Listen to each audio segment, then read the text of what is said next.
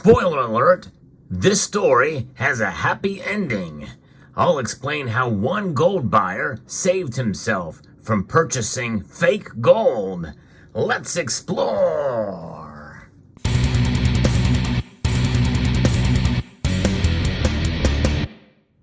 With the price of gold trading at near an all-time high, it is more important than ever to be ever so diligent whenever you're buying gold. And I admit there are times when I have not been so diligent in my purchases because typically we do tend to trust the agencies, organizations, and even individuals from whom we buy. However, that is not always the case, and I have seen it firsthand with a local coin shop that I frequented that was going to actually buy fake gold themselves. And I actually spotted it just by looking at it. I could tell it was fake. And it ended up saving that coin shop thousands of dollars. Well, it turns out that was nearer the case here with an individual who shared his story with me, username Mimic, who actually purchased a 10-gram gold bar, a Pamp Suisse gold bar, from a local coin dealer. And he had been a little bit nervous because so many fakes are online. And he had a magnet and saw that it did move a little bit slightly when he passed it across. And of course, I actually recommend, if you're going to do that, the way to test gold is and silver especially, is to get a CCT silver slide. And this is a version of it that Cybercurtain Twitcher had sent to me some time ago. But that is one way to do it. But it's not the be-all, end-all for gold, because gold has a little different signature. It's really best for silver. That's why it's called the silver testing slide. And you'll see why when I demonstrate that here later in the video. But one thing about gold, though, it is not magnetic. In other words, it does not react to magnets. It does have some diamagnetic properties, though. And that is what has left this individual to question it, because he saw one of the videos that I had posted that talked about this issue. And so he recognized it, and so he took it back. Now, the good news is that the individual was able to get his money back from the local coin shop, even though he didn't have a receipt. And so he traded it in for something else. So the local coin shop did still get business. But one thing local coin shops should have is ways to be able to test it in front of you. In other words, they should have had, if you ever had a question, you should be able to, they have an XRF machine or a Sigma Metalytics machine like what you see here that I'm going to demonstrate to you now. And this is really probably the best way, even though it's not a foolproof method. It is still has some ways that it could not be as reliable, but for the most part, if calibrated correctly, this is a good machine for testing your gold and silver, although it is a little bit pricey. But we're going to test it right now and show you what it looks like for a pure gold buffalo here. And you can see that it falls right in line, right inside the brackets there. That's what you want. A fake gold buffalo will not have that same signature. It's going to fall outside. But one way you can also tell is by the feel of it in your hand. Now, you won't be able to see that on this video, but you can just look at the difference and tell which one is genuine or not just by the quality of the strike. But also, the gold is going to be much more heavy feeling in the hand. That's the density of the metal. This is just made of brass, essentially. But some of them may be made of steel, which would stick directly to a magnet. So if we pull this away, we can see here that on the CCT silver slide, again, better used for silver. And the reason why that is because, well, here is the fake gold eagle. You can see it slides down fairly slowly because it has a diamagnetic look to it. It has that diamagnetic appeal or attraction that we see coming down the slide here. And we put the genuine gold coin on there, it's virtually the same. So there's some diamagnetic properties for pure gold that you see there. So a pure gold bar with in an assay case is very difficult to test on the silver slide. By the way, a gold eagle, which has copper in it, slides down much faster. And you may think that this is actually a fake coin, but in reality, it is real. I'm going to prove that to you right now.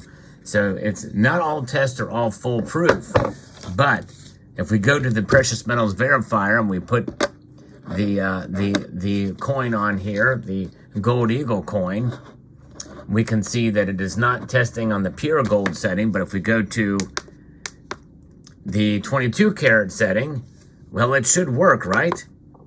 But let's see. It actually does not. It falls outside of the brackets. It is 22 karat gold, so why is this happening? Well, it's because of the other alloys that are in it.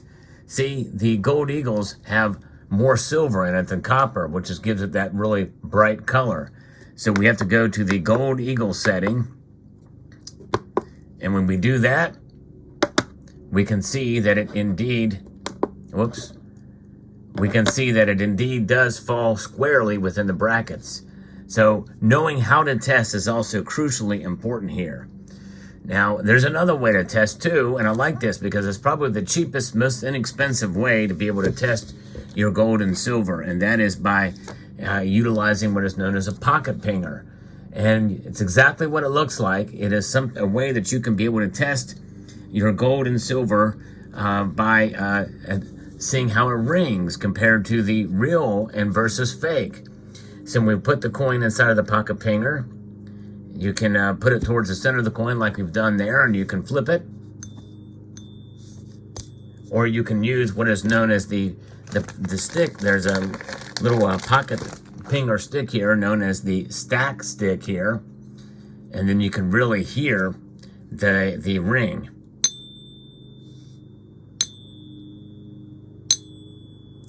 There's that sound. Now let's see what it sounds like with the fake gold eagle, or gold buffalo rather. We put the fake gold buffalo in there, and it has a much higher pitch.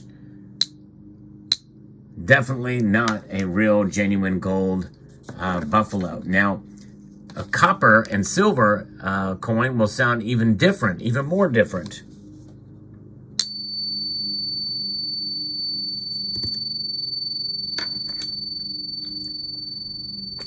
That really rings out. You can really hear it. Now let's put a fake gold eagle in there and see what it sounds like.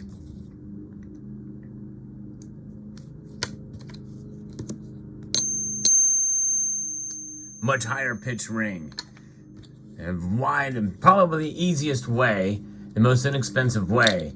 And I have an affiliate link for those of you who may be interested in one of these. If you click on the link in the description below, you'll be able to see a link there that where you can purchase one of these. And you can also purchase fake coins so you can compare yourselves. But of course, it is kind of fun just to hear the different tones that come from various different coins. So it's a device that can be used for fun as well as to help test for fake gold and silver, the pocket pinger. Nonetheless, an expensive testing machine like this that has a magnetic signature certainly is something to think about. And now, in the case of Mimic, we're going to take a look back and see what a pure gold bar would test. Because these, you have to wonder, since it has this packaging with it, the assay packaging, is it going to show up? Yes, it will read through it. And you can see right there that it has. It is 4 nines fine, 999 plus, so it shows there within the brackets. Now, there are times when it does reflect off. You may have to move it around a bit in order for it to pick up, but indeed it will pick up when you move it around a bit there, and it falls comfortably within those brackets. But you may not have one of these machines, and that's fine, but your local coin shop really should have one. There are probably instances and cases where they do not have those. And so, therefore, it's good to have some sort of testing mechanism on hand.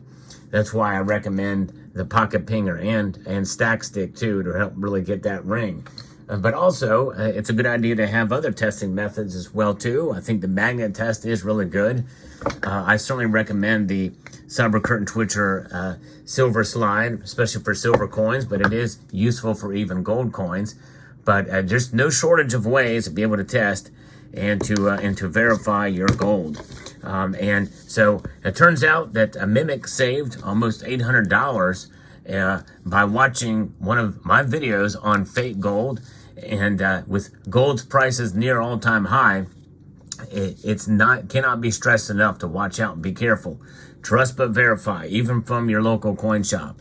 Thankfully, this coin shop, where he purchased the gold bar without a receipt even, was very gracious to be able to take it back. And I think that in a sense, they really felt like it was their obligation or duty to do so, which is good. It makes good business sense to be able to provide and to be able to guarantee the products that you sell. Everybody makes mistakes.